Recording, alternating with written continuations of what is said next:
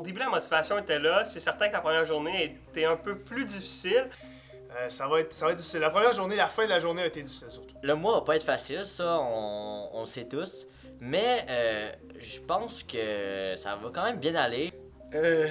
Démotivé. C'est très difficile. C'est très difficile. Mais je pense que ça peut juste aller en s'améliorant.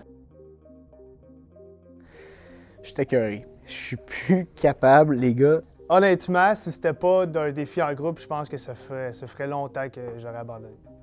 C'est pas facile, pas vrai. C'est dur au moral à la longue, je trouve. Honnêtement, l'alimentation, c'est très difficile. Je m'y attendais, mais c'est un gros défi, l'alimentation présentement. Je me sens bien. C'est un soulagement. Ça a passé vraiment vite, mais très content d'être arrivé à la fin de l'expérience. C'est libérateur. De se dire qu'on est à moins de 24 heures d'enfin pouvoir retourner à des bonnes vieilles habitudes alimentaires, pas trop bonnes, mais quand même, ça fait plaisir. Si ça s'étendait sur plus qu'un mois, oubliez ça. Jamais de la vie, c'est beaucoup trop. De terminer l'expérience, c'est un énorme soulagement. Ça s'est quand même bien passé dans l'ensemble, mais mentalement, ça devenait de plus en plus difficile. Et puis, je sentais que ce 28e jour-là, c'était le dernier. J'aurais pas pu en prendre un de plus. Écoute, je me sens bien. Les 3 derniers jours ont été durs. Là. Je commence à être écœuré. Se limiter, c'est vraiment pas cool. J'aurais pas pu faire ça un mois de plus. Là. Tu me donnais 4 jours de plus, puis je lâchais, c'est sûr.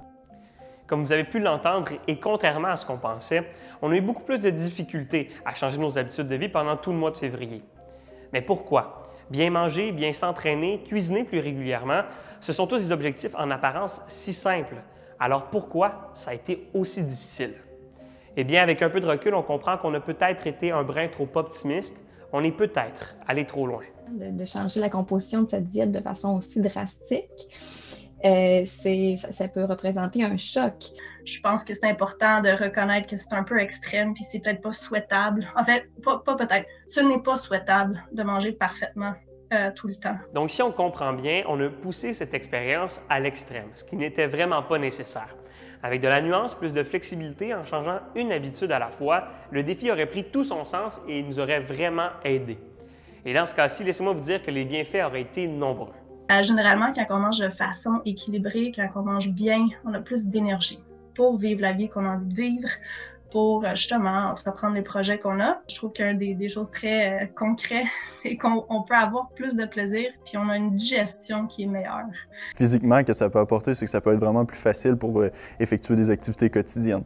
Banal comme exemple, mais quelqu'un qui amène ses sacs d'épicerie. Pour le mental, c'est super bon. Ça a été prouvé justement que ça peut aider contre les dépressions, les gens qui ont certaines problématiques d'anxiété. En définitive, une question très importante demeure sans réponse.